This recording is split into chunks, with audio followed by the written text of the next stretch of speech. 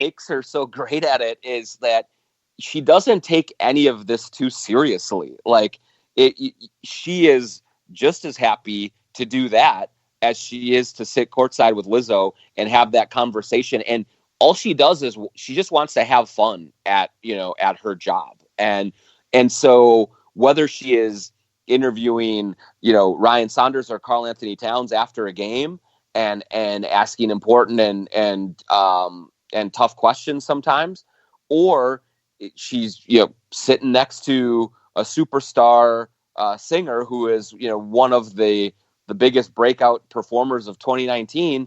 And she just has like a conversation with them, like it's the person that she's in the next booth at Culver's. And so it makes, I think it puts everyone at ease, and it just looks so comfortable. And I don't know really how she does it, but she's great at it, and we're fortunate to be able to watch that on a nightly basis.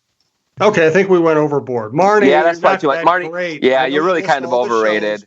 Marnie listens to all the shows, and I don't want, God, now the ego is going to be out of control. Well, the great thing about social media, Jim, and stuff is they'll come for Marnie soon enough. Like, she's having her moment right now. Everyone thinks she did great with Lizzo. She will wear the wrong suit, over jacket on a broadcast the next night. She will, trip over a word or something during an interview, a post-game interview the next night, and they'll come and get her. So it comes for us all, and it'll come for Marnie too.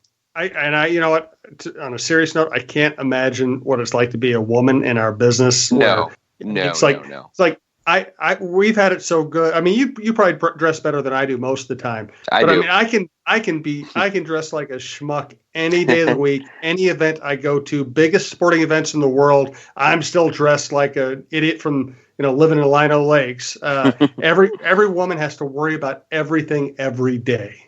It's ridiculous. I don't know if you saw, Jim, last week, Katie Nolan has the Late Show on ESPN, and so she did a skit with like several women who are at ESPN, Sarah Spain and Carrie Champion and a few others, Maria Taylor, I think.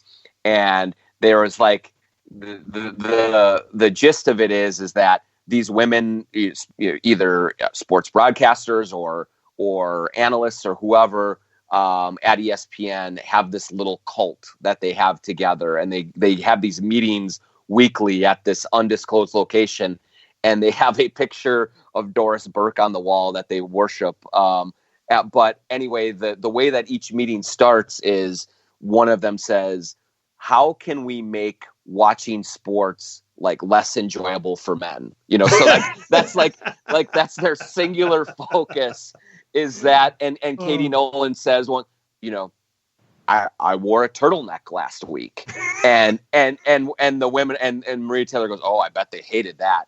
And Katie's, "They hated that." It was just brilliant. It was so well done, and it was such a great lampooning of the unfortunate things that women have to go through. I mean, you look at their mentions on social media, or kind of what they have to deal with on a daily basis.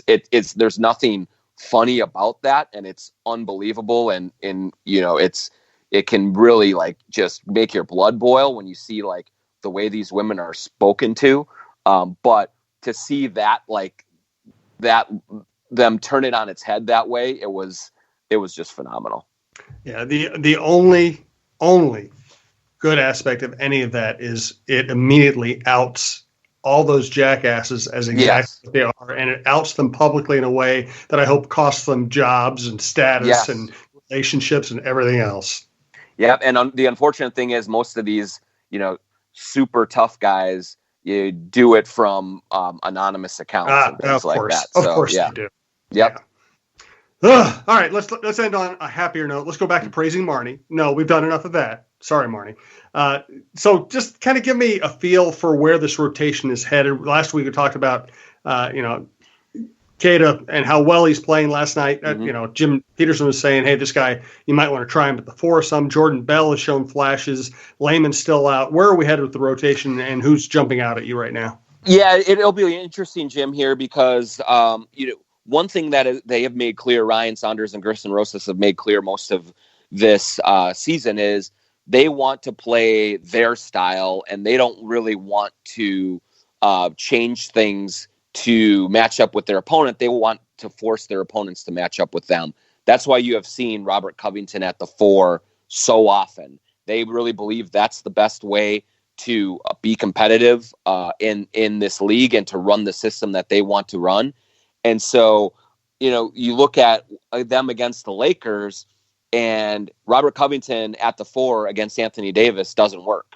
And so they threw Jordan Bell out there some, and I think he will continue to get a few more minutes. But I don't get the sense that they're going to go through a massive philosophical change. I think that they look at this season as a way to lay the groundwork going forward. And if that means that they lose some games here or there to kind of further embed what they want to be as a team in it, I don't think that that to them is the worst thing in the world. So as now they've lost, 6 of their last 8 and 8 of their last 11. If the losses continue to mount, how true do they stay to that? Do they kind of make some changes just to try and address some of these issues and see if something better comes about? Or do they so strongly believe in the system that they're putting in that they just continue rolling with it? That is going to be, I think, a real telling thing over the next about 2 weeks as they first finish up this 4-game road trip. They come home for a few, and then they go back out on the road for 4 more. They're going to be tested, I think, more than they have at any point in this season, and we'll have a better idea, I think, by Christmas of just how married they are to the way that they're going to play, and if they're going to continue to maybe sacrifice some of their ability to match up with their opponents for what they want to do over the long term. Let's get a final thought from Jon. It can be on anything, music, movies, holidays, anything you want. Just want to say my thank yous first. Thank you to our producer, Brandon Morton.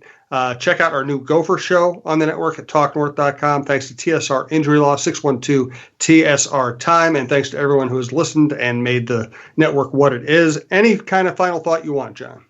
Final thought. Well, the wife and I were able to go over to FEMA's restaurant in Minneapolis on Saturday. And I know this is the season where you get out for some holiday meals and stuff. And I am not being paid to endorse this spot. David FEMA, though, who has done a lot of work with the Wolves, is a good friend of mine. And it was the first time I'd been able to have a sit-down dinner there. It was phenomenal. It's right on 7th Street, right in 7th and Heaven and Pin, right next to the Marriott. Had just such a great meal, great atmosphere, great vibe. If you are looking for a date spot or a spot to kind of gather with some friends and have a really nice meal at not a over the top price, I would highly suggest going there and checking out that place. It's just terrific French and Mediterranean food, really inventive menu, had some short ribs with the little cotton candy on the top. Really, really good stuff. Oh, and they're even open for lunch. I'm just checking out the website as we speak here. I've certainly heard of FEMA's, and my wife and I recently moved from downtown Minneapolis to the suburbs, so we aren't eating out as much as we used to, but we do want to get down there occasionally, and we're definitely have to check that out. Definitely, it's great stuff. Highly recommend it. Cool. Thanks, Jon. Thanks to Brandon. We'll talk to you soon.